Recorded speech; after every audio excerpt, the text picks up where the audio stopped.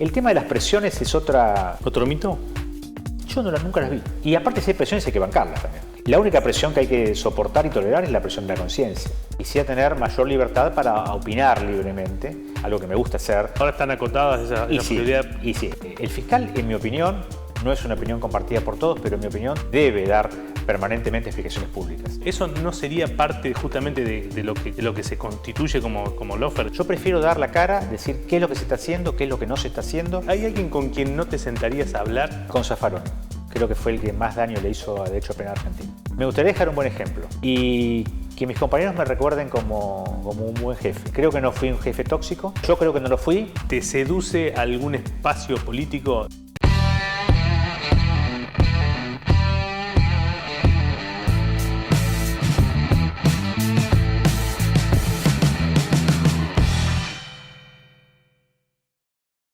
En la provincia de Buenos Aires ya tenemos más de 100 edificios educativos nuevos y nadie se quiere perder el nuevo primer día. La educación como prioridad, con obras que transforman. Gobierno de la provincia de Buenos Aires. ¿Cómo fue tu relación de la justicia con los medios? Porque, digamos, es un tema que ahora está en debate, digamos, con esto del tema del lawfare, la teoría del lawfare que está tan impuesta. Tiene algo que ver con esto, ¿no? Con el tema de la relación... Que hay una conspiración. Sí, pero más allá de la conspiración, digo, en general, la relación, ¿y cuál crees vos que es el verdadero papel que tiene que cumplir en este intercambio el periodismo con la justicia? Yo siempre tuve una excelente relación, pero hay que destacar que soy un fiscal de perfil alto, que no es lo común. Por lo general, los magistrados en general tienen perfil bajo, algunos directamente subterráneos, no quieren que sean conocidos. Claro. Yo, por el contrario, siempre tuve un perfil muy alto, mediático, excelente relación con todos. Les explicaba a los periodistas acreditados en tribunales que la información a veces era sesgada, porque justamente lo que no podíamos hacer era perjudicar las investigaciones. Claro. O eventualmente los juicios. O sea, vos usaste en algún caso o en alguna causa la importancia de difundir algunas versiones o algo para favorecer tu investigación. Sí, siempre. Con conocimiento del periodista, por supuesto, ¿no? ¿Siempre con conocimiento? Siempre, siempre conocimiento. O sea, vos le pedías que te publicaran algunas cosas. Sí. Y nunca deslealmente, por supuesto, ¿no? Siempre con lo que se podía publicar y con lo que no perjudicaba la investigación. ¿Y eso está dentro de lo que son los cánones o los estándares de funcionamiento de la justicia? Cada vez más. ¿Sí? Sí. Hoy sí, porque encima con la explosión que hubo en décadas siguientes con las redes sociales y con la cantidad impresionante de información que hay, del flujo de información, el fiscal, en mi opinión, no es una opinión compartida por todos, pero en mi opinión debe dar permanentemente explicaciones públicas. No así el juez. El juez es imparcial, el juez no puede emitir opinión previo al dictado de sus resoluciones o sentencias. El fiscal no tiene que emitir opinión, porque de hecho lo emite permanentemente y no es imparcial, es parcial y objetivo. O sea que nosotros trabajamos mucho con la explicación pública y con la difusión pública de nuestras investigaciones y muchas veces hasta se pide por intermedio de la prensa gente que pueda acercarse a la fiscalía. Bueno, pero eso, claro, eso sería otra cosa, pero por ahí, digo, cuando vos utilizás en el buen sentido, ¿no? Sí, hacer útil un medio, por ejemplo, de comunicación, eso, yo sé que vos no estás de acuerdo mucho con la teoría del lawfare, pero digo, después vamos a hablar igual, pero digo, eso no sería parte justamente de lo que se constituye como lawfare, digamos, ser una especie de combinación, para no decir complot, sino combinar la tarea de la justicia con la tarea de los medios para llegar y generar en la opinión pública determinada cuestión. En este caso, lo tuyo es penal, o sea, pero digo, ¿no se podría llegar a confundir en ese caso? No, creo que no. Sobre todo porque las investigaciones penales le interesan a la comunidad en general. No todas, por supuesto, pero los hechos que causan estrépito público, un homicidio, no estoy hablando de hechos de corrupción porque no investigo. Claro, o sea, por eso, investigamos hechos de corrupción, pero sí, muy acotadamente a nivel local. Los hechos de corrupción de federales no los investigamos, obviamente desde el Foro Federal. Pero el estrépito público que causa el delito necesita de una explicación oficial, porque si no entra a jugar el rumor. Porque ustedes necesitan dar la noticia, dar información y muchas veces el rumor perjudica la investigación. Yo prefiero dar la cara, decir qué es lo que se está haciendo, qué es lo que no se está haciendo y muchas veces sí, muchísimas veces he convocado a la prensa para hacer, no una rueda de prensa, no era necesario, pero sí dar la información fidedigna. Es más, Pero no para dar una información que te sirva a vos para después hacer la investigación. Por ejemplo, no sé, decir que están investigando tal cosa y que todo el mundo mire para allá y entonces vos vas y detenés a los responsables porque estaban distraídos pensando que el fiscal Romero estaba investigando, no sé, en la otra punta y resulta que vos sabías que estaban por acá.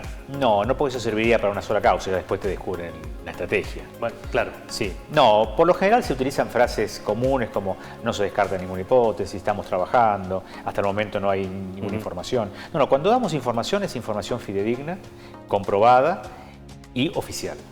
Y es más, tus colegas siempre recibieron de parte de la Fiscalía copia de los dictámenes.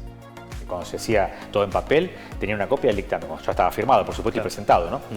Yo prefería entregar un dictamen para que sea textual, comilla y textual de puño y letra, aunque es de la máquina y con mi firma, que haya una especulación. Y cuando no se podía dar información, también se lo decía. Es más, Romero, se habla que vas a allanar tal lugar. No te lo puedo decir. Cuando tengamos información la vas a tener. Y también, debo ser justo, la inmensa mayoría de tus colegas han respetado esa segmentación de la información, hasta tanto se podía dar completa, ¿no? Pero no, lo otro no, ya estar complotado, no te había entendido bien la pregunta, entonces, estar complotado para distraer al imputado, no, porque no sirve. Eso no sirve. Puede servir una vez. Claro, bueno, hacia eso apunta de alguna manera esto de lo que sostienen la historia del lawfare, que se construye una historia y un relato que después sirve para condicionar la opinión pública. En ese sentido, vos desde la justicia, ¿cuál es tu mirada? No, porque puede servir para que la opinión pública opine de tal forma como cualquier otro tema. Direccionar la opinión pública, sí, se manipulan las masas desde hace muchos años. Ahora, a la hora de la verdad, frente a los 3 jueces, yo tengo que llevar prueba. Yo puedo ser el mejor orador, puedo ser el mejor versero, la mejor cháchara, pero si no tengo prueba, y la prueba previamente certificada en una investigación con el control de las partes, obtenida de forma legal, y todo lo que hace el debido proceso, por más que sea el mejor orador de la Argentina, no voy a triunfar en el proceso.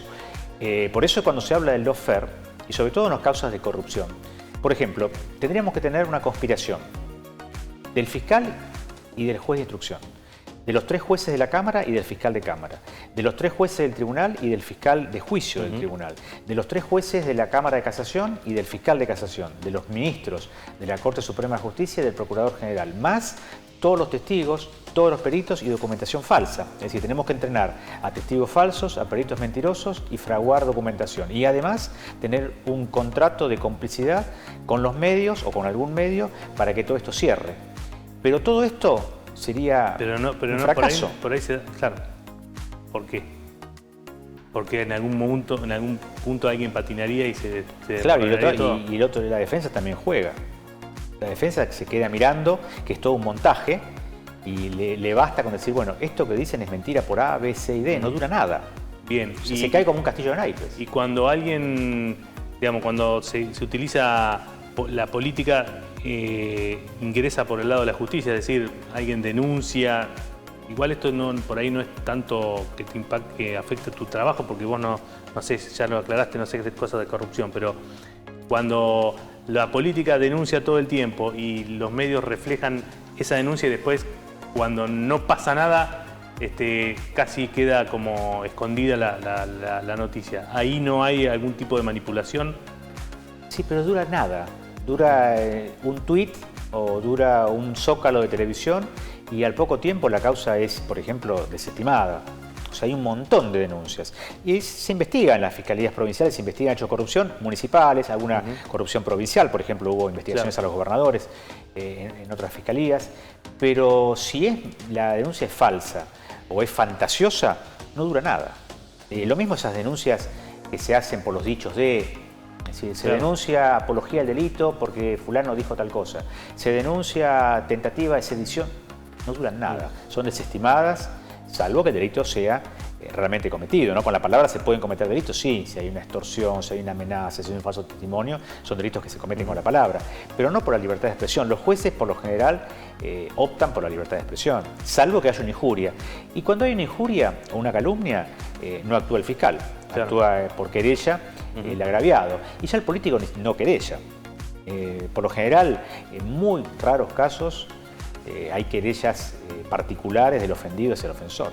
Marcelo, cuando vos entraste a la justicia hace ya casi 3 décadas, ¿estaba tan desprestigiada como ahora o eso también es una verdad relativa, digamos, el desprestigio de la justicia o la falta de confianza que hay de la gente con la justicia? ¿Vos notás un cambio ahí o estaba igual o está peor o está mejor que antes? No, yo creo que está peor. Yo creo que está peor. Lo que sí que antes el Foro Penal, el edificio de Calle 8, todavía no estábamos en vialidad como ahora, el edificio de Calle 8 era un lugar, un arcano, un lugar que no conocía a nadie, salvo los abogados penalistas, los presos, los policías y los penitenciarios. Lentamente, con los casos que fueron tomando trascendencia periodística, con los programas periodísticos y después con la explosión de los canales de noticias que están las 24 horas pasando información, con columnistas, con editorialistas y con zócalos todo el tiempo, la comunidad ha tomado conciencia de que el Foro Penal es algo que está ahí, a la vuelta de la esquina. Mucha gente conoce antes la Fiscalía o el Juzgado Penal que la Municipalidad o la Gobernación. Claro, ¿no? Digamos, eso es también fruto de esto del constante incremento de los casos de inseguridad. Sí, la inseguridad creció, el delito creció. O sea, cuando dicen que se reduce, no es cierto. Hay cada vez más delito, es cada vez más violento, los imputados son cada vez más jóvenes, siempre hablando de mayores de edad, ¿no? 18, 19, 20 años, 23 años, ese es el promedio, extremadamente violentos, a su vez extremadamente cobardes, hay mucha droga también atrás del delito violento, el consumo masivo de estupefacientes es otra realidad que se niega.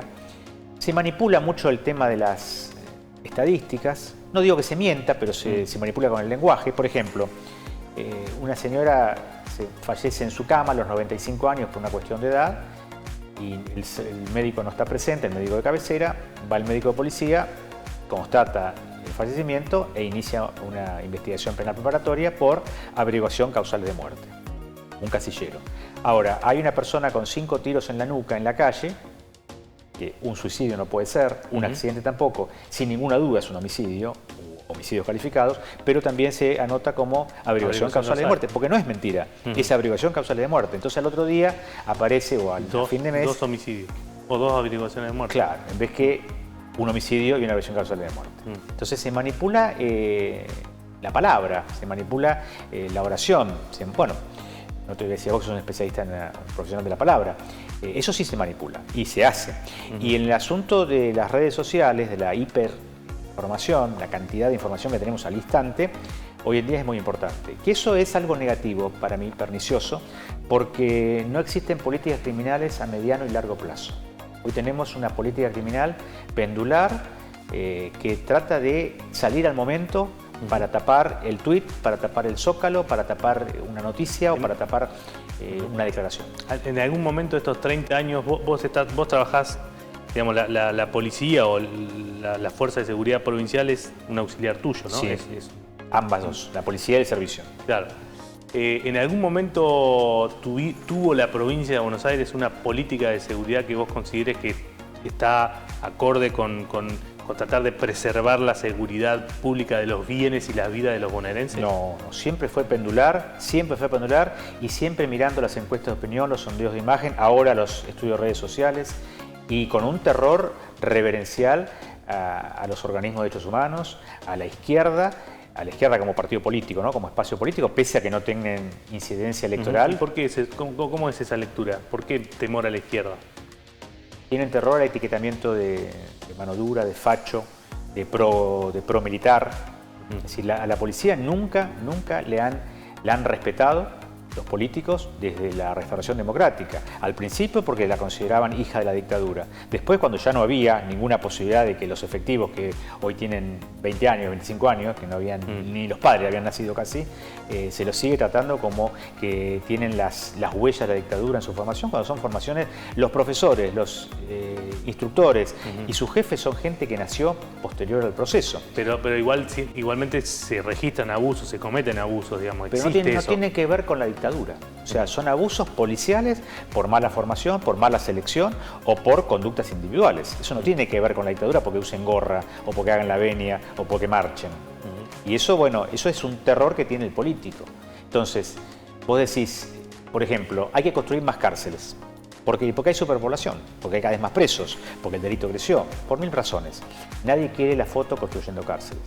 Aunque después las encuestas lo favorecen, pero del otro lado dicen, ellos construyen cárceles, hay que construir más escuelas y hospitales, cuando en realidad hay que construir las tres cosas, hospitales, escuelas y cárceles. Lamentablemente, como también hay que conseguir lugar para instalar cementerios, no es agradable, pero bueno, claro, cada vez más población, por ende cada vez más muertos. Pero la política criminal no es seria y duradera, es pendular. Recordemos, por ejemplo, haciendo memoria, tantos años atrás, cuando estaba el gobernador Rucauf y el fallecido ministro Casanovas, ministro de Gobierno en aquel momento. De Justicia y Seguridad. Justicia y Seguridad. En algún momento, sí. Sí, como después fue Arlañán y Casal. Se hablaba de la mano dura, la tolerancia cero, meter bala a los delincuentes, y ahora ese era un extremo. Y ahora estamos en el extremo abolicionista, donde Zaffaroni es el gran gurú, donde se dice que el delincuente es en realidad la víctima del sistema capitalista neoliberal que lo fluyó, dictándole oportunidades y que ahora lo selecciona para prisionizarlo, o sea, en memoria. Eso es lo que se enseña en la facultad. Entonces, ante esa realidad donde la política criminal va de un lado al otro, el Poder Judicial también serpentea con eso.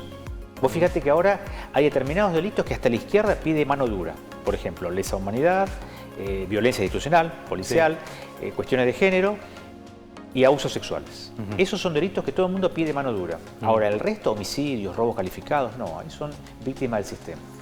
Entonces, esa política criminal es demasiado etérea. ¿Por qué? Porque serpentea con los humores sociales, serpentea con las encuestas de opinión, serpentea con el sondeo de imagen. Por ejemplo, el Poder Judicial también se ve, digamos, sometido a ese escrutinio del serpenteo del que vos hablás, digamos, porque estos son los políticos. Los políticos, está bien, para que no te digan facho, no decís esto, para que no te corran por izquierda o por derecho. Pero la justicia también, los jueces también, antes de firmar una sentencia, ¿el juez piensa en eso? Yo creo que sí. Y los fiscales también. Y no son casos de corrupción, porque todo el mundo cree que hay dinero, millones de dólares o millones de pesos y que todo el mundo cobra por atrás. No, hay casos de corrupción, sí los hay. Lamentablemente nadie lo puede negar. Ahora, lo que hay también es mucho temor. Temor al escrache, temor a una marcha, temor a un panfleto. ¿A eso le tiene miedo un magistrado o un funcionario de la justicia? Todos los funcionarios tienen terror a eso. Todos. Menos los legisladores que nunca van a la legislatura o al Congreso a hacer marchas. No es un edificio que elijan. Pero todo el mundo tiene terror a eso. ¿Por qué? Porque es todo efímero, todo es encuesta de opinión hoy. Todo es sondeo de imagen hoy. Es más, hay una declaración de un político en un programa de televisión y a lo mejor se equivoca porque es humano y ya está encargando a su equipo que haga un sondeo de imagen a ver si esa equivocación que tuvo, ese gafe, va a perjudicar su imagen o su intención de voto. Claro. En el Poder Judicial también, te quería decir, nosotros trabajamos con la policía y con el servicio penitenciario como fuerzas auxiliares, que son del Poder Ejecutivo. Es una deuda grande que tiene la provincia de Buenos Aires desde el 94, desde la reforma constitucional, con la policía judicial. Claro, no haber podido armar un sistema, un mecanismo que sea asistente judicial, no policial. Independiente del Ejecutivo. Claro, no policial. Porque a veces hay que investigar a la policía, no en actos de corrupción, que también los hay, sino, por ejemplo, en un enfrentamiento armado. Hay un enfrentamiento armado con delincuente, el policía acciona sus armas, mata al delincuente, hiere al delincuente, etc. Y hay que investigar a la policía. La policía lo sabe, entrega su pistola y se somete a la justicia. Yo te quiero poner un solo ejemplo que pinta por qué el sistema penal está integrado, no es solamente la justicia. No sé si recordarás, fue 15 días después de la tragedia de Once, en el mercado regional de La Plata, en la 520, a partir entre 118, no sé cuánto queda, entre qué y qué, hubo un problema ahí, muchísima violencia con el sindicato de carga y descarga. Quemaron un patrullero, destrozaron instalaciones y tomaron el viaducto ferroviario de la calle 520 y 1. ¿Federal? ¿Jurisdicción federal vendría a ser? Sí, era jurisdicción federal. Llego yo, le aviso al juez federal, me dijo, hágase cargo, doctor, después de cualquier cosa me avisa. No me acuerdo que era el juez federal de turno, el secretario que me atendió, estaba Maskin de jefe de policía, Casal de ministro de Justicia, Seguridad, eran las dos carteras. estaban incendiando los durmientes. Entonces le pregunto a Maskin, todo se usaba el teléfono con radio en aquel momento. Ya se puede decir la marca porque no existen más, los Nextel. Usábamos todos los Nextel. Y yo le preguntaba a Maskin si había avisado a Superintendencia Ferroviaria que cortara el tráfico, porque iba a suceder una tragedia. Yo pensaba un poco lo que había pasado en 11, 15 días atrás. Y ahí se avivaron, porque yo les dije. Entonces avisaron a Estación La Plata y los trenes... Que interrumpieran el claro, paso del tren. Llegaban hasta Ringelet. Y ahí llegaba el servicio. Todavía, obviamente, sin electrificación. Estaban todavía los jefes de distrito, además del jefe departamental. Me acuerdo que estaba Piqué, el jefe de distrito de La Plata, y le dije que desalojara el puente. Había que desalojarlos, que se manifestaran de otra forma y no con esa violencia. Por supuesto, recibí un pedazo en el omóplato izquierdo, 5 centímetros más arriba me pegaba en la cabeza. La infantería, que se la pedí también a Maskin, yo actuaba casi como un policía, pidiendo los refuerzos, porque todo el mundo no quería... No querían intervenir. No querían intervenir, pero esto no es lo grave. La infantería, ¿te acordás el general Lais? Sí, que no llegaba nunca. Claro, tardó creo que 2 horas en llegar. Cuando, desde 1 y 59 hasta... Sí, tenían que tomar calle 1, directo nada más. Al final llegó. Y el jefe de departamental, nunca me voy a olvidar su apellido, comisario inspector Silva, llegó al lugar todo ofuscado a ver quién había pedido infantería. Entonces dije yo, y ahí bajó 4 cambios. Dijo, bueno, pero el personal va a entrar desarmado y sin palos, sin escopeta y con escudo. Dije, no, señor, los matan. ¿Se imaginan que yo no voy a avalar semejante disparate? Por eso llamamos a los exploradores de Don Bosco. Bueno, la cosa que di la directiva y aparte me hacía cargo que había que desalojar el puente. Lo llamé al juez de garantías. O sea, todo el mundo estaba comunicado. Y todos los jueces me daban su aval para que actuara en la emergencia. No podía ir a la fiscalía, hacer un requerimiento, mientras estaban incendiando una parte de la ciudad. El comisario jefe departamental recibía órdenes políticas, sin ninguna duda, el Nextel le explotaba y me desobedeció ahí en la cara, a esta distancia. Entonces le dije al jefe de infantería que dejara sin efecto cualquier cosa, que yo me retiraba. Obviamente que fui a la fiscalía, denuncié al jefe departamental, no sé cómo terminó, habrán parlamentado con los revoltosos, no sé qué pasó. Lo denuncié al jefe departamental. La investigación penal preparatoria fue rápidamente archivada por un colega, que me voy a reservar el nombre, y lo más cómico de todo es que el comisario inspector fue ascendido a comisario mayor. Silva. Entonces, es la intendencia del doctor Bruera, me acuerdo. Ahí te demuestra que no alcanza que un fiscal actúe, esté en el lugar de los hechos, porque yo estaba ahí. Y tome la decisión. Se haga cargo, porque yo me hacía cargo, y obviamente que con las debidas reservas, porque no podían mandar, yo no mando a la policía, pero pedirle al jefe que lleve gente desarmada a semejante horda que estaba muy agresiva. Así que a partir de ese momento dije, bueno, con el tema de los piquetes y los piquetes violentos no hay nada que hacer, porque la política, pero la política no como entelequia, sino la política ejerciendo el poder. El Ejecutivo no quiere hacer nada con esto. Y el piquete es lo paradigmático de cómo va serpenteando entre la encuesta de opinión, el sondeo de imagen, porque hay piquetes buenos y piquetes malos.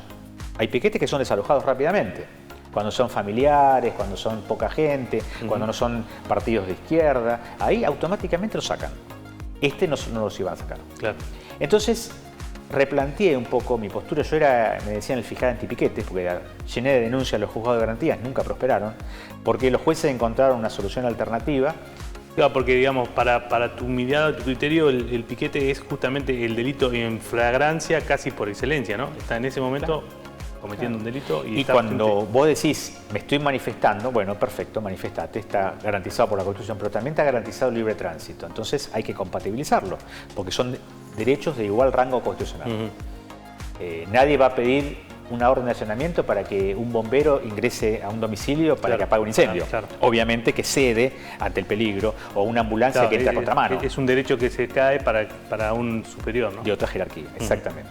Nunca tuve éxito con esto, nunca tuve éxito, y los jueces de garantía encontraron una solución diciendo que habiendo vía alternativa, no se constituye el delito. Claro. En La Plata tenés 30 vías alternativas para un lado y 30 para el otro, es un cuadrado perfecto. Claro, siempre va a haber. Siempre va a haber. Vos ahora decidiste que vas a dejar la justicia, ya creo que tenés presentada Sí. No sé cómo es el trámite, pero... Es una jubilación que termina con un decreto del gobernador, porque tenemos acuerdo del Senado, entonces no es simplemente como un funcionario sin acuerdo que automáticamente lo acepta la Corte. Claro. Primero tiene que aceptar la Procuración, la Corte, pasa al Ministro de Justicia, el Ministro de Justicia prepara el decreto y después finalmente el gobernador... O sea que digamos, tu función como fiscal después de casi 30 años... 35. 35 tiene ya casi fecha de caducidad, ¿no? 1 de marzo del año 23. Bueno, ¿y qué te llevó a eso y qué te genera eso?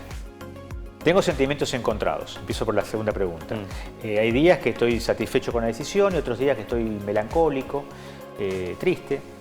Dejo un equipo de lujo que tengo, compañeros, que me vienen acompañando hace muchos años en la Fiscalía 6. Por otro lado, también veo que hay mucha gente que está esperando una oportunidad para rendir examen, para convertirse en magistrado, gente brillante. ¿Qué me tomó esta decisión? Bueno, creo que hay que adaptarse a los nuevos tiempos, es diferente todo, es diferente la policía, el servicio penitenciario, la tecnología. Hoy en día la justicia se está tecnificando, gracias a Dios, y uno se va quedando atrás. No es lo mismo la polenta que yo tenía, la polenta de expresión vulgar, pero la fuerza que tenía a los 34, 35, 40, 45, 50 años, que ahora los turnos ya me cansan pesan más. Mucho. Sí, pesan en el físico. Y creo que es el momento de tener la oportunidad de hacerlo, de dar un paso al costado. Solo aspiro a dejar un buen ejemplo. Sé que me va a reemplazar alguien mucho mejor que yo. Hay muchos aspirantes que están esperando, reitero, esa oportunidad. Y bueno, pretendo canalizar la experiencia que tengo, no el conocimiento, porque abogados sabemos más o menos todo lo mismo. Hay muy pocos que se destacan, yo no soy de esos que son diferentes, que están en un nivel superlativo, que los hay también, por supuesto, pero yo soy un abogado más. Pero sí tengo mucha experiencia, eso no lo voy a negar, tampoco voy a ser el falso modesto, y creo que le puede ser útil a alguien que a su vez le pueda interesar, ¿no? Capitalizar esa experiencia. ¿Qué te gustaría canalizarlo por dónde a eso? Me gustaría, por ejemplo, canalizar la experiencia en justicia penal, por supuesto, en seguridad, en lo que es el sistema penitenciario, en inteligencia criminal, algo que está dejado muy de lado. Hoy en día la inteligencia... O sea, ¿te gustaría ser funcionario de algún poder ejecutivo? No necesariamente. Uno puede ser un asesoramiento o puede ser alguien que es consultado. No estoy desesperado por ser empleado público porque estoy renunciando al empleo público más importante que tuve en mi carrera. Estoy renunciando anticipadamente porque yo hasta los 75 podría seguir. Bueno, es una decisión personal, nadie me obligó a hacerlo. Así que no es que estoy desesperado por el empleo público. Y en todo caso, todo el mundo... Perdón. Sí quisiera tener mayor libertad para opinar libremente, algo que me gusta hacer públicamente. Ahora están acotadas esas posibilidades, pero sí. ¿es por la actual conducción de la Procuración o porque ya por sí mismo? Hacia la función. Hacia la función. Y quiero destacar que el actual procurador no me ha molestado nunca mis opiniones, como sí lo hizo la procuradora Falvo, permanentemente. Si estaba Falvo ahora, mañana tiene una sanción, porque estará acá. Marcelo, y digamos, ¿te seduce algún espacio político? Si no me querés decir cuál, pero digo, ¿te seduce alguno? Sí, hago al revés. Lo que no participaría de ninguna forma son espacios que están en contra del sistema penal, los espacios de izquierda. Son abolicionistas para algunos delitos, ¿no? Para otros no, para otros quieren la mano más férrea posible, pero están en contra de la policía, del servicio penitenciario, de los fiscales, consideran que todo... Bueno, ahora está de moda el lawfare, pero antes era el aparato represivo, que somos hijos de la represión. O sea, ante ahí no hay nada por hablar, ni creo que les pueda interesar lo que yo les pueda eventualmente aportar. Ahí dejaríamos fuera todo lo que es el rango izquierda, dejaríamos fuera buena parte de lo que es el kirchnerismo, que dice que estas cuestiones que planteas vos, el lawfare... Sí, porque no serviría. No sé para qué me consultarían. Ahora, tampoco espacios que son extremistas, como por ejemplo hablan de venta de bebés o venta de órganos.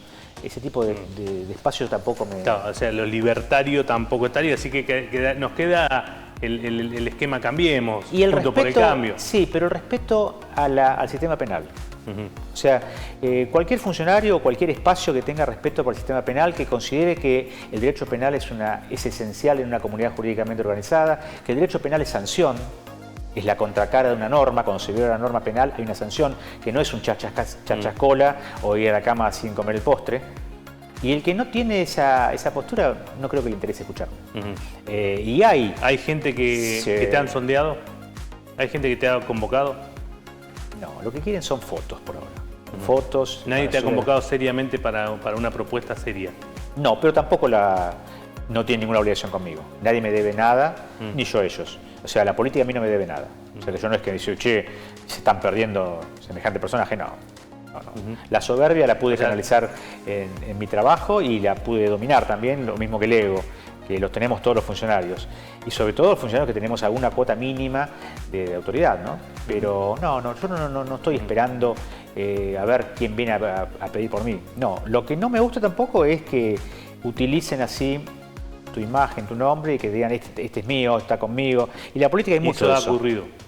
Sí, pero porque yo no conocía. Digamos, la declaración tuya, o sea, lo que si vos tenés que firmar algo es a mí nadie me ha convocado y yo no estoy yendo a ningún lado, sino que estoy expresando esto. Sí, me invitan a reuniones, me invitan a charlas, yo voy, expreso mi opinión, en algunas presumo que deben coincidir y en otras no, y lo que es válido, siempre les pido que llamen a alguien que opina contrario, para que haya si no es más de lo mismo.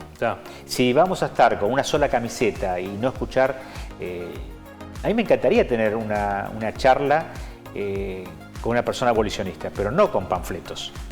No que si hablamos, por ejemplo, dos temas, de la imputabilidad del menor, de la edad.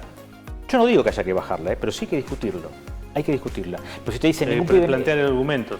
Claro. Exponer argumentos. Claro, no el panfleto, ni el hashtag. Hoy es idioma Twitter. Ningún pibe nace chorro, te dicen. Y se enojan si vos hablas del tema. Pero yo no digo hay que bajar la edad, hay que meter preso a nenes de 4 años. No, vamos a discutir a ver si hoy en día un niño o una niña de 15 años, 11 meses y 29 días es inimputable y el día siguiente es imputable, si ese sistema lo podemos seguir manteniendo o aprovechar los avances en la psicología, en la pediatría, en las neurociencias, para establecer si ese muchacho, esa chica, pudo comprender o no la criminalidad del acto, si distingue lo prohibido de lo permitido, si distingue el bien y el mal, si está bien psíquicamente, si las drogas no quemaron su cerebro. ¿Y por qué no podemos discutir eso? Yo no digo cambiar la edad. A lo mejor hay que mantenerla en 16 años. A lo mejor tiene que bajar a 15, a lo mejor tiene que ser 14, o a lo mejor tiene que ser 18, no sé. Pero hay que discutirlo. El tema de los piquetes, por ejemplo, ¿por qué no se puede discutir? Y vos discutís si te viene con el otro hashtag. No se puede criminalizar la protesta social. No se criminaliza la protesta social. Lo que se criminaliza es la violencia frente a otros ciudadanos que no se están manifestando por lo mismo. O cuando, ni hablar, cuando rompen cosas y demás, ¿no? Así somos en esta época. O sea, estamos hablando en modo Twitter. Vos fíjate que se habla para los zócalos de televisión. Sí, y además siempre bajo el tamiz de la grieta, ¿no? De estar de un lado o del otro y no hay ningún término medio ni se puede discutir. Vos fíjate que, por ejemplo, la gran tragedia argentina en los 70. El único que se anima es Seferino Reato, y me imagino que otros que no conozco, pero Reato se anima. Y automáticamente otro hashtag, teoría de los dos demonios. Y no se puede hablar más. Y hay que hablarlo. Y algún día va a haber que sentarse, no yo, a lo mejor te toca a vos, pero con personajes que les tocó vivir aquella época y que están todavía entre nosotros, y aunque se saquen los ojos verbalmente hablando, ¿no? Discutan, va a haber que llegar a una conclusión. Claro. Pero no decir no se puede hablar. Y vos fíjate que contraponemos panfleto o frases panfletarias. Entonces nunca hay discusión posible. Ojalá un abolicionista me diga, el sistema penal no sirve para nada. Buenísimo. ¿Qué propones a cambio? No, nada. No, nada es imposible. Es imposible, porque volveríamos muchos siglos para atrás, a la venganza privada, al ojo por ojo. Es imposible no tener nada. Ahora, que el sistema penal actual no sirva, perfecto, te escucho. ¿Qué propones a cambio? Pero no, que no haya más policía, que no haya más cárceles, que no haya más fiscales, que no haya más jueces. Claro. Justicia popular. ¿Qué es justicia popular? Democraticemos la justicia. ¿Qué es democratizar la justicia? ¿Votar jueces y fiscales? Buenísimo. ¿Cómo que van a hacer campaña? ¿A quién vamos a votar? ¿Va a ser dentro de un partido político? ¿Van a estar fuera de un partido político? Nada de eso se discute. Marcelo, hace un tiempo hubo un debate grande sobre el tema de si un fiscal y un juez pueden ser amigos, pueden compartir el fútbol, pueden compartir el club. Digo, ¿eso pasa en la justicia penal? Todo el tiempo. Ajá, ¿y está bien o no está bien? ¿Cómo lo ves? Sí, no está mal. O sea, no está mal. En tanto y en cuanto vos, como fiscal o como juez, diga, no, yo realmente...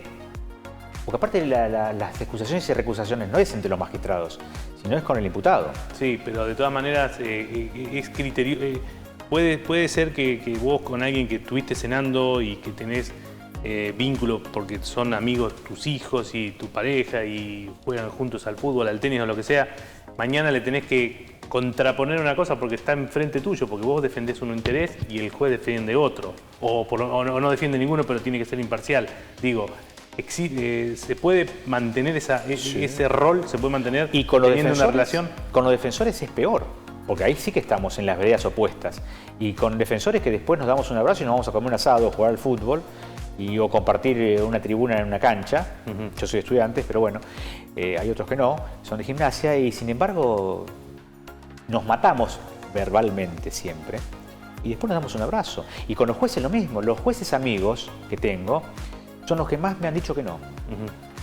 Porque separamos lo que es la amistad, el vínculo, los afectos, de lo que es nuestro trabajo, nuestra responsabilidad. Tenemos nada más y nada menos que decidir sobre la libertad de un ser humano, o sobre su honra, su honor, sobre su fortuna, porque después puede haber un juicio civil a raíz de nuestras peticiones o de las decisiones del juez. Por eso no prosperaron estas recusaciones, de ninguna manera. Ahora, distinto es que yo sea íntimo amigo del denunciante, o de la víctima, o del imputado. Puedo ser amigo del imputado y hacer una mala actuación fiscal. Me he excusado. Y me he excusado con amigos o con amistades, mejor dicho, que han sido sobrevivientes a mi función. Y tengo un ejemplo con nombre y apellido, Carolina Píparo. Yo fui el fiscal de la instrucción de la causa y del juicio. En ese juicio, que estuvimos casi 2 meses compartiendo el dolor de ella, por supuesto que uno viéndolo, el dolor era de ella, ¿no? Pero uno compartía el dolor de ella y su familia, de su esposo, de la mamá, de Emma, del papá de Carolina me refiero, ¿no? Y generamos una amistad. Se hizo una amistad muy estrecha. Y cuando fueron los sucesos con su esposo, claro, que después hubo otras choque. denuncias. Sí, el choque no me tocaba a mí porque yo no estaba de turno, pero si me hubiese tocado me hubiese excusado en el acto. Pero después hubo otras denuncias posteriores en las cuales me excusé. Me excusé porque ella era la que tenía que ser investigada. Claro. Ahora, ¿y ya te considerabas amigo o con una relación por todo lo que pasó antes? Sí, y hubo antes de eso una decisión sobre uno de los imputados en su causa, en la causa de Carolina víctima, que fue Silva, que después falleció, tenía un ACV muy severo y pedía una internación, la defensa. Y entonces le dije al defensor, al doctor Ritter, que comúnmente me excusaría, pero que yo iba a acompañar su pedido.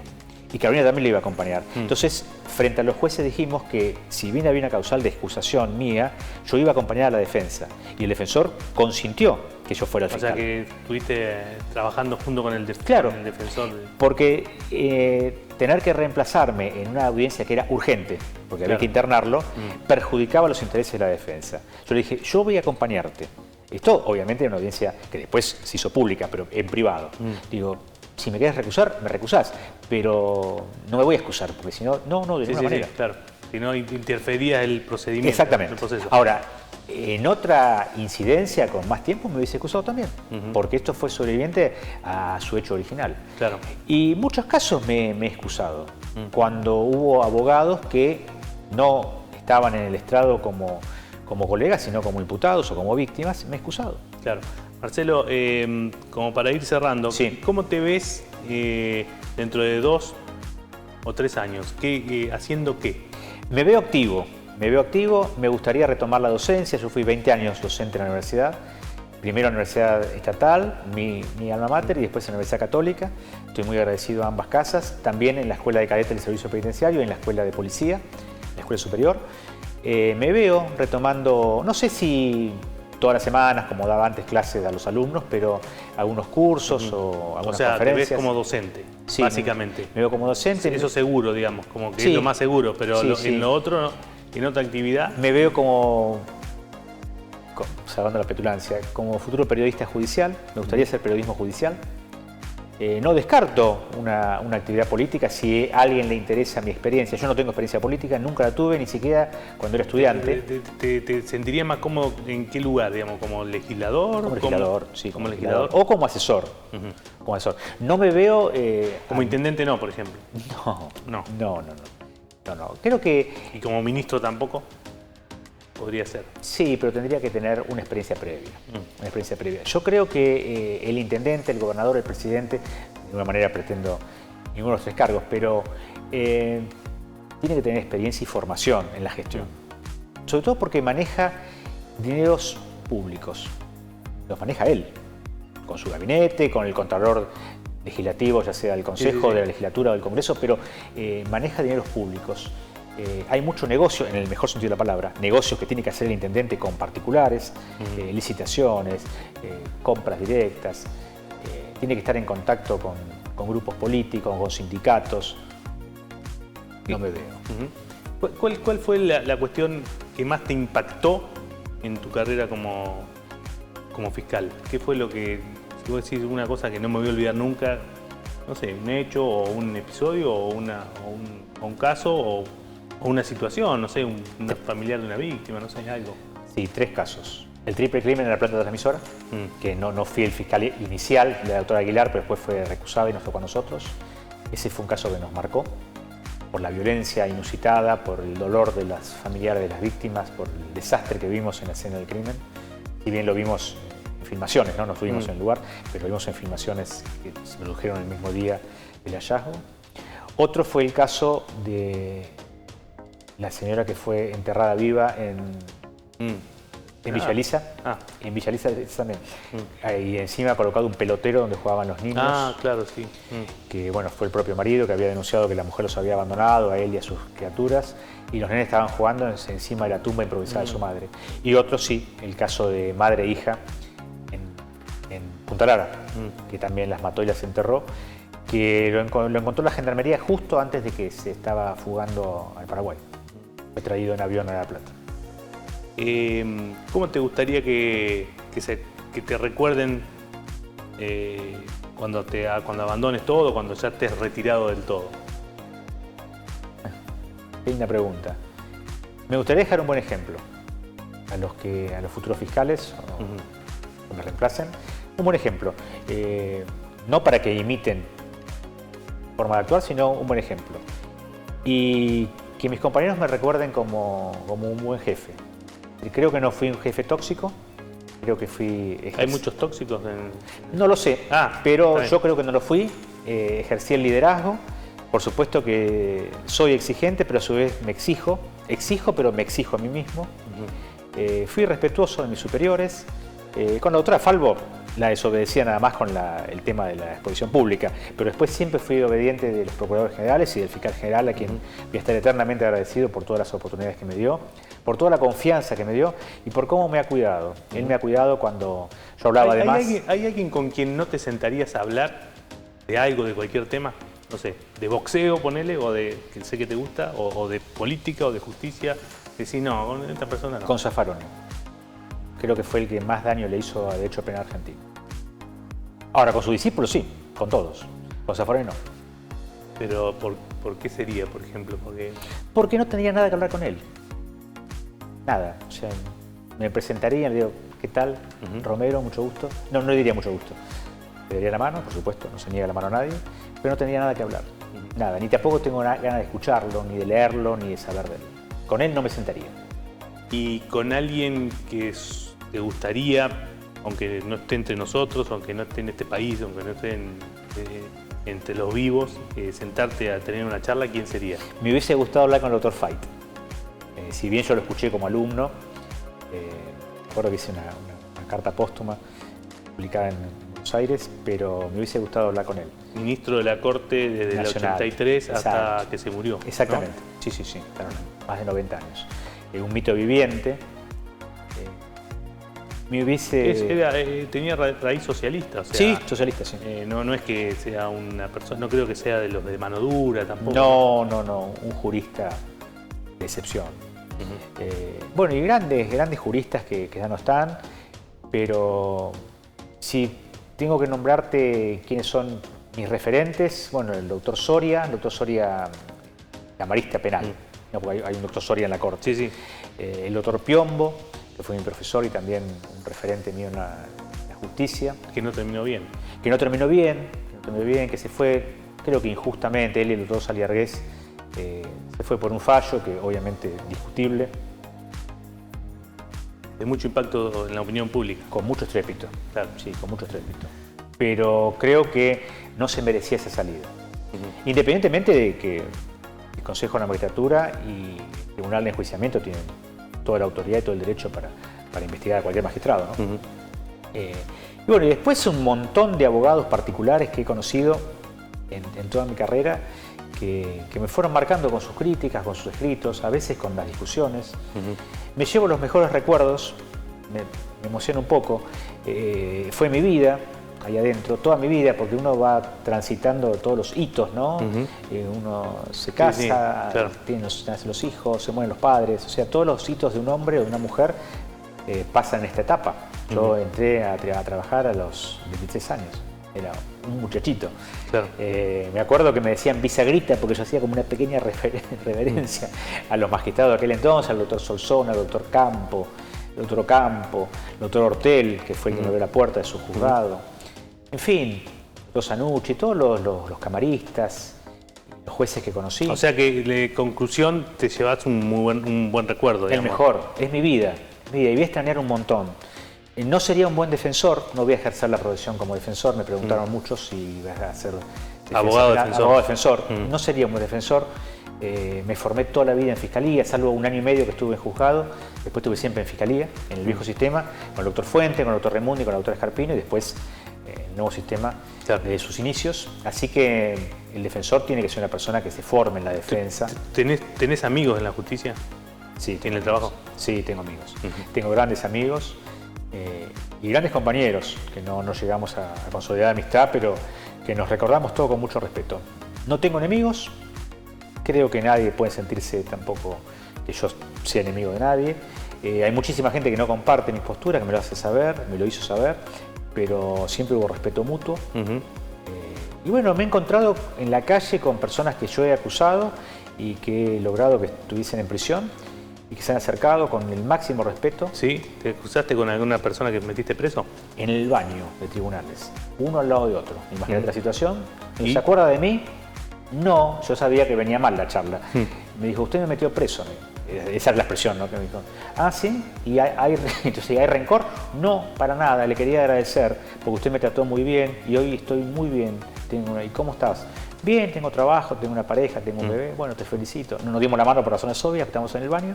Y se fue con el máximo respeto. Una sola persona me amenazó en un juicio, un tal señor Novoa, que había sido condenado a prisión perpetua en un juicio oral. Yo era el fiscal de cámaras adjunto en aquel momento, por homicidio calificado de su esposa, y juró vengarse de mí matándome cuando salía de la cárcel. Pero no pudo cumplir con su promesa porque lo mataron a él en la cárcel. ¿Lo mataron en la cárcel? Sí, Novoa. Me acuerdo que... O sea, esa fue la única amenaza.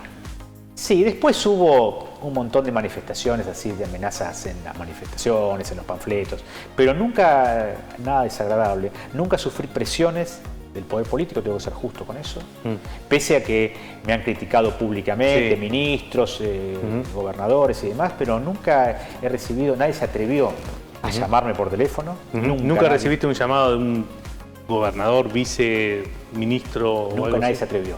Los que han tanteado son para ser educados intermediarios, pero alcanza con no atenderlos. Que no sabes nunca si hablan en función de ellos o en función de algún otro. Claro, para después chapear con lo que le dije a Romero otra cosa, pero nunca los atendí. O sea que el tema de las presiones es otra... ¿Otro mito? Yo nunca las vi. Y aparte si hay presiones hay que bancarlas también. Presiones tiene un neurocirujano cuando trepana un cerebro, o una ama de casa cuando sale a hacer las compras con lo que le da al marido para para hacer las compras de la semana y no alcanza ni la mitad. Presión, nosotros no tenemos presiones. La única presión que hay que soportar y tolerar es la presión de la conciencia. El resto es no atender el teléfono a las personas que sabemos que no tenemos que atender, no recibir a personas en privado nunca. Yo nunca recibí a nadie en privado, siempre con un secretario al lado, con la puerta abierta. No hay nada que hablar en privado con un fiscal, nada. Nada, porque todo se hace por escrito o se alega oralmente en una audiencia. Siempre relacionado con las causas, digamos. Siempre con las causas, claro. Después, si queremos hablar de política, de fútbol, de boxeo, vamos a un bar y charlamos. Y yo soy una persona más, un ciudadano más.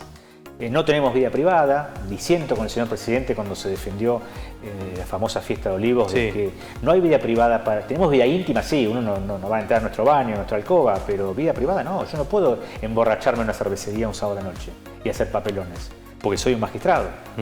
Yo voluntariamente soy un magistrado, elegí ser un magistrado, como voluntariamente eligen ser gobernadores, presidentes, diputados, senadores. Ahora, si uno quiere tener vida privada y ser anónimo, no elige ser funcionario público. Entonces, el decir que yo tengo mi vida privada, puedo hacer lo que quiera, no.